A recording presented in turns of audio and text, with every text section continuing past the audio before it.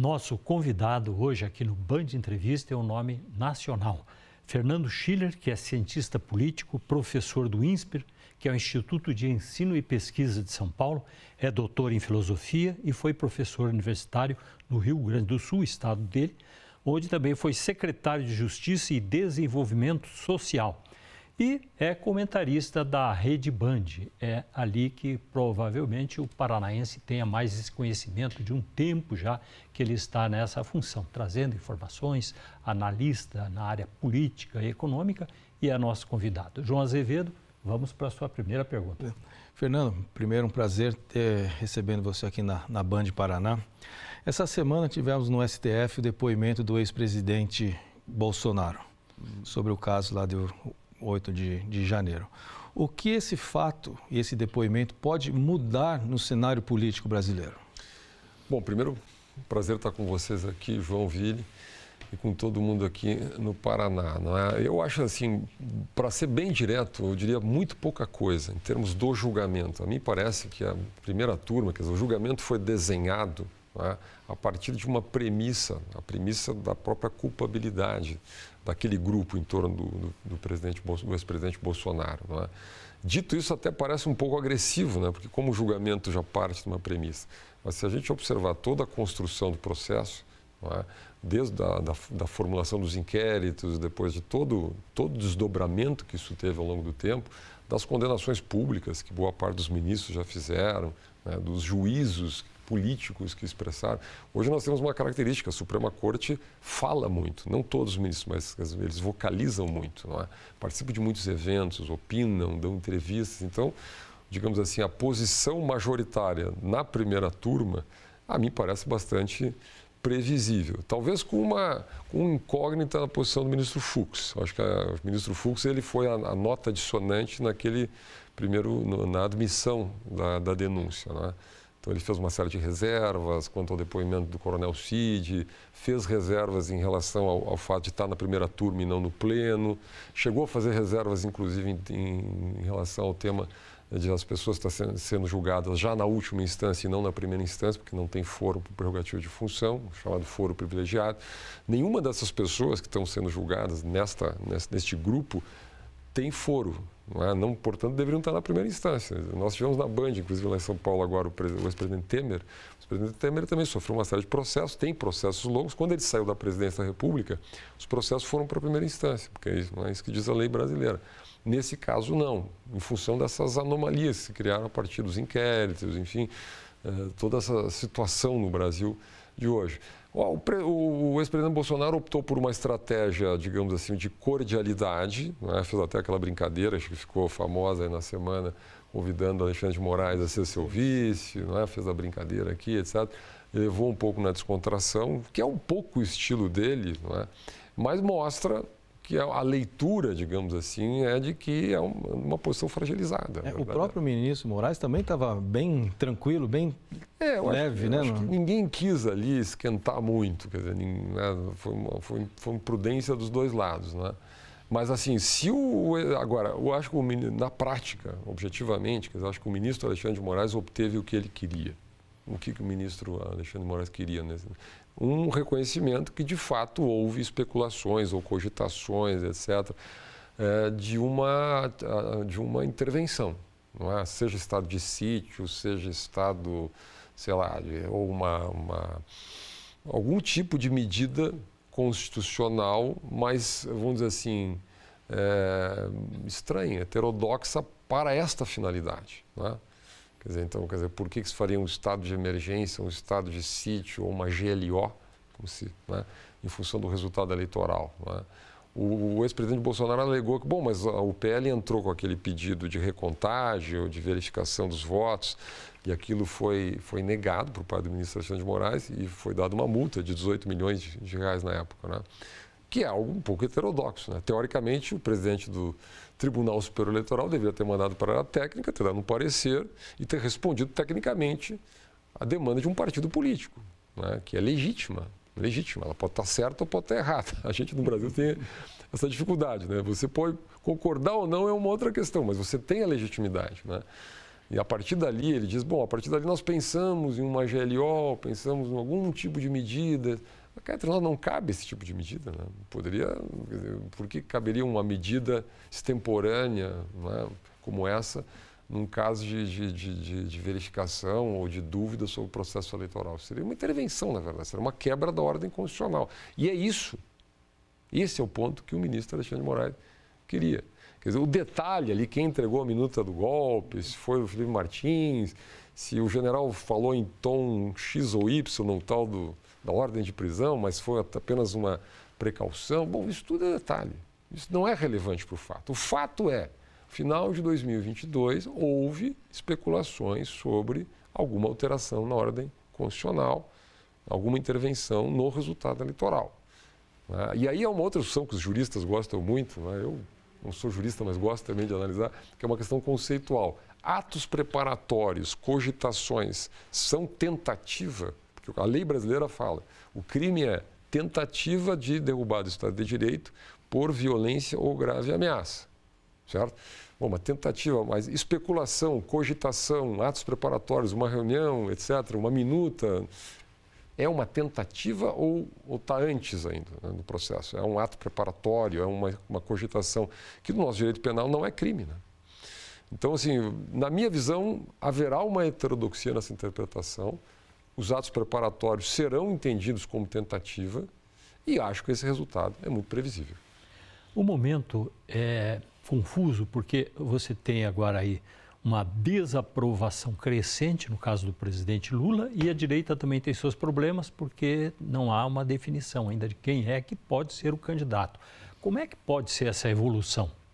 Esse, acho que tu resumiu bem o dilema hoje, político do país, né? De um lado, você tem um governo que, desde a virada do ano, vem caindo em termos de... Agora, houve uma estabilização em muitas pesquisas que a gente faz, que a gente analisa, né? Mas é uma estabilização negativa, né? Se você pegar, por exemplo, a última pesquisa Quest, por exemplo, só para dar uma referência, né? Quando é perguntado ao pesquisado se ele acha o governo Lula melhor que o Bolsonaro, dá 13%. Se diz assim, Bolsonaro é melhor que Lula, ou Lula é pior que Bolsonaro, vai a 44%. Então, você tem um momento difícil para o governo, né? E o governo, quando o presidente Lula convidou o ministro Sidônio para assumir a área de comunicação, havia uma expectativa que em 3 meses iria reverter esse quadro. Passaram-se os 3 meses, não se reverteu o quadro, né? Porque a questão é estrutural, não há nenhum fato isolado que explique essa queda. É uma questão da economia, em primeiro lugar. Aliás, o Murilo Hidalgo, que é o Paraná Pesquisa, que é daqui, ele resumiu uma frase muito interessante. Disse, olha, o problema do Lula é o supermercado. As pessoas elas veem a inflação de alimentos. Isso pega no bolso. Então, as pessoas percebem a inflação. E a inflação é diferenciada no Brasil. Você tem um índice geral, mas você tem inflação de preços que estão na cesta básica, inflação de alimentos, que pega na mesa do trabalhador. Enfim, isso... Não há muito argumento em relação a isso. O governo aposta em gratuidades. Então, vamos lá, isenção até R$5.000, que é uma promessa, né? Então, vale o gás, energia grátis, etc. Nada é grátis, né? O empréstimo esse subsidiado com a garantia do FGTS, que na minha visão é um programa mal desenhado, porque acaba o dinheiro parar na mão dos bancos e não do trabalhador, um dinheiro que é do trabalhador, que é do FGTS. Mas toda essa análise a gente faz muito lá vocês fazem aqui também, a gente faz na Band, mas o fato é que a estratégia do governo é tentar resolver um problema estrutural de atacado no varejo, com esses programas, né? E muita comunicação, muita publicidade. Por enquanto não está funcionando. Agora, vamos lá, Lula será candidato, é o candidato à reeleição, né? Com todos os problemas, e isso está definido. Agora, do outro lado do jogo, há uma confusão. Então, assim, eu diria assim, é um momento favorável à oposição, em função desses desgastes do governo, mas é um mar de incertezas, porque... e aqui se tem acho que 2 parâmetros que me parecem muito claros. Nenhum candidato é viável no campo da direita se não tiver o apoio do Bolsonaro. Precisa do apoio do Bolsonaro. Não estou entrando no mérito, precisa do apoio do Bolsonaro. As pesquisas mostram que o candidato apoiado por Bolsonaro, ele já sai com 30% ou um pouco mais pesquisa. Então, ele é candidato ao segundo turno. Agora, apenas apoiado pelo Bolsonaro também não funciona. Precisa ter um candidato que acene ao centro político. O centro político no Brasil, tal da terceira via, que a gente às vezes diz, é pequeno, mas decide. Como você tem um país muito polarizado, esses 5, 6, 7% que estão no meio do jogo, digamos assim, eles acabam pesando. Em 2022, foram para o lado do Lula. Não é à toa essa aliança Alckmin, o PSDB, que apoiou, etc. Então, assim, e aí surgem duas hipóteses. Michele Bolsonaro, para uma candidatura mais identitária, ligada à família, ao nome, ao conceito, ou uma candidatura mais ao centro. Pode ser aí Tarcísio de Freitas, Ratinho Júnior, né? Próprio governador Zema. Aí tem os 4 governadores, esses que, de alguma maneira... Hoje, eu diria assim, o nome que concentra mais expectativas é Tarcísio de Freitas. Só que ele tem um problema. O tal do custo-oportunidade dele é muito alto, né? Porque ele tem uma eleição razoavelmente tranquila em São Paulo, né? Então, assim, ele tem que se desincompatibilizar até dia 2 de abril. Então, imagina, tem que sair do governo num quadro de incerteza muito antes, né? Sem ter entregue boa parte das obras, porque é um primeiro mandato. Então é um quadro muito complexo aí, eu diria que faz um pouco a alegria do Planalto. Mas vamos ver o que vai acontecer. Outros problemas que o governo atual enfrenta são as fraudes do INSS e o aumento da IOF. Isso vai prejudicar no ano que vem? Não tenha nem a dúvida. Nós tivemos 3 fatos que realmente abalaram o governo. Primeiro foi o tal da crise do PIX, na virada do ano, né? PIX. Porque é óbvio que se você diz, não, a Receita Federal quer cruzar dados do PIX, mas não queremos tributar. Mas por que a Receita Federal está preocupada com cruzar dados do PIX se não é para tributar ou se não é para identificar contribuintes que eventualmente não estão contribuindo, transações financeiras que não estão sendo tributadas, etc, etc. Então, aquilo foi uma incompreensão do governo sobre a realidade do Brasil. Hoje o Brasil é um país de economia informal e ela toda transita via PIX, né? Então, assim, esse foi o primeiro. O segundo foi exatamente INSS. E aí toda a retórica do governo dizendo, não, mas começou lá atrás, ainda tem até Temer, né, Bolsonaro, etc. Mas se você olhar o gráfico, você vai ver que desde 2016 ele vai em linha, chega a 700 milhões na gestão Bolsonaro e explode na atual gestão. Então é difícil justificar isso, ou explicar isso, ou ter algum tipo de retórica sobre isso. Na pesquisa, nas últimas pesquisas, o que mostrou é 33%, 34% associam a Lula, 8% associam a Bolsonaro. Então o governo tem um problema aí. E agora veio IOF, né? De novo, o governo lá vai, recua, o Congresso não aceita, aí promete reformas estruturais que não aparecem. Veja que o governo falou, vamos limitar os super salários, os tais, né? PEC dos penduricalhos, esqueceu o assunto. Vamos mexer na previdência dos militares, porque esqueceu o assunto. Então, você não tem medidas de corte na carne estruturais, não é questão de cortar pequenas despesas, é mexer nos grandes problemas da estrutura do gasto primário obrigatório no Brasil, que é previdência, tem que mexer. Nós vamos ter que fazer uma reforma da previdência de novo no Brasil, né? Na questão programas sociais, como é que vai se lidar com isso, pente fino nos programas sociais, né? E também na questão das vinculações constitucionais, saúde e educação, elas foram revinculadas à Receita, a Receita cresce mais do que o limitador do arcabouço fiscal, que é 2,5%, isso cria uma situação, um problema incontornável. A própria ministra Simone Tebet declarou, faz um mês atrás, dizendo que o arcabouço fiscal é insustentável. Então, assim, o governo, digamos assim, ele tem muita dificuldade de lidar com esse problema. E isso explica as pesquisas, né? Até agora, vamos brincar um pouquinho aqui, o Sidônio, o ministro Sidônio, não inventou um jeito de driblar esses problemas. Nós temos um intervalo, estamos conversando hoje com o Fernando Schiller, cientista político e também comentarista da Rede Band em São Paulo e com participação nos programas nacionais da TV Band. Já voltamos.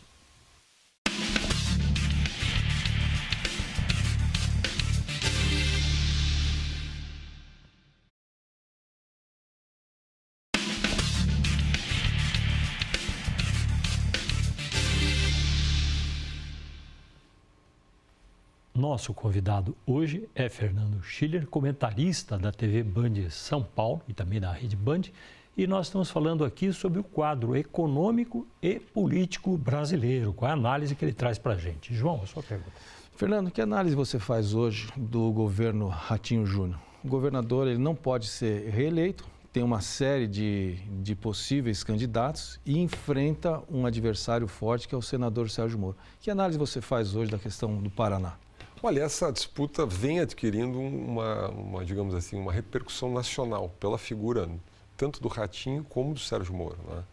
Sérgio Moro, vamos lembrar, a questão de 5, 6 anos, era um potencial candidato à presidência da República. Talvez seja no futuro, inclusive, né?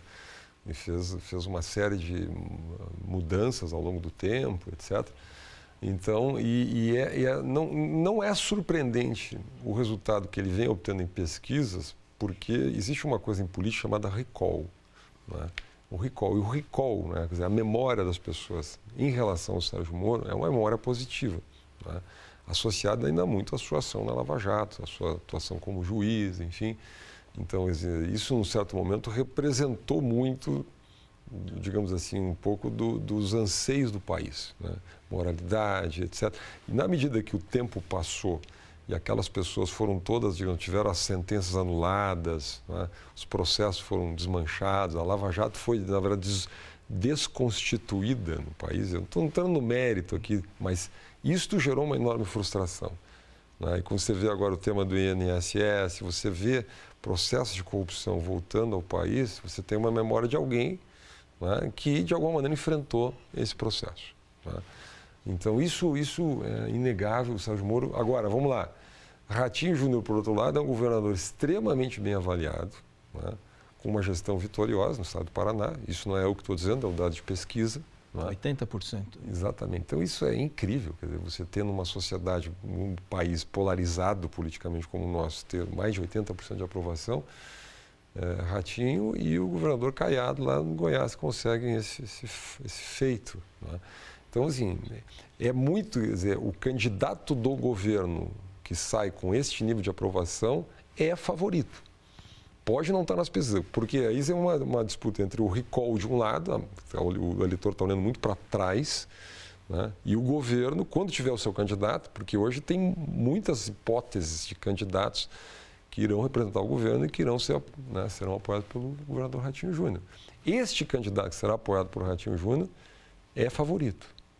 Tecnicamente é favorito. Eu não estou entrando no mérito de maneira nenhuma, porque cientista político não entra no mérito, né? Mas, tecnicamente, em pesquisa, ele vai ser um candidato com um conhecimento menor, né, mas uma amplitude de possibilidade de crescimento muito grande em função da aprovação do governo. As pessoas que apoiam o governo, na medida que associarem o nome desse candidato ao governo, né, tenderão a migrar. Não significa que a eleição está resolvida, está decidida, mas é um jogo duríssimo, mesmo para uma candidatura como o Sérgio Moro, que vem aparecendo muito bem em pesquisas, né? Então, é uma disputa que, além do que, é evidente, a pergunta é, Sérgio Moro ele terá força política, né, habilidade política para compor um leque de alianças, para sustentar a campanha? Eu acho que essa é uma pergunta importante. O Ratinho Júnior tem o governo, tem um leque de aliança, tem o Gilberto Kassab, tem muita coisa. Inclusive, tem uma moeda de negociação com a direita nacional, com Bolsonaro, com Tarcísio, em função de um apoio nacional ou de uma presença nacional, né? O problema é que os governadores potenciais da oposição estão muito concentrados na região centro-sul. Então é difícil uma composição, você tem que ter uma composição mais ao norte, né? Mas, de qualquer maneira, é uma grande moeda de troca. Então é uma disputa realmente em aberto, né? E que tem um grande interesse nacional. Nesse quadro todo entra a economia. Qual vai ser o desempenho da economia? E aí envolve todos que estão nessa disputa de uma forma ou outra. Vamos analisar esse ponto? Olha, eu diria assim, é o grande eleitor, né? O grande eleitor no Brasil é a economia. E aqui nós temos um conflito entre curto e longo prazo, né? Se você olhar o Brasil no curto prazo, se você olhar a fotografia, o Brasil não está mal. Nós estamos com uma inflação que deve bater aí 5%, talvez até um pouco menos no ano, não é? Nós devemos ter um crescimento de novo na faixa 3%, que pese os economistas erram muito previsões, mas vamos lá, o crescimento brasileiro vem robusto para o padrão brasileiro. Então, crescimento, inflação baixa, desemprego muito baixo, né? Em que pese existem problemas, né, em função dos programas sociais, da informalidade, aí entra o problema do PIX, do MEI, da economia informal, dos aplicativos, enfim, que acaba pressionando a taxa de desemprego para baixo, né?